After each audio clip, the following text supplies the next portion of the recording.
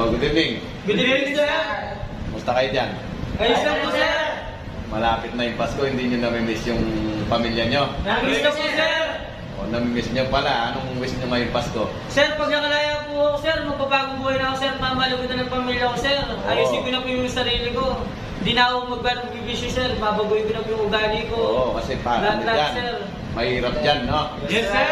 Ikaw, anong wish mo sa Pasko? Sir, sana po makasama ko po yung asawa ko. Pabuntis pa naman po, sir.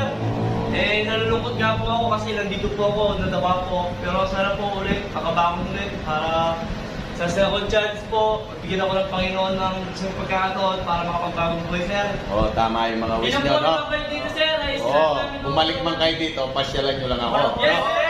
Yes, sir. Sige, pero yung hindi papasok ulit dito, no? Sige, sige. Magpapagong buhay na po. Ayusin na O, po. asa na yung lalagyan nyo? Bigyan ko kayong tubig na mainit. Ayun, sir.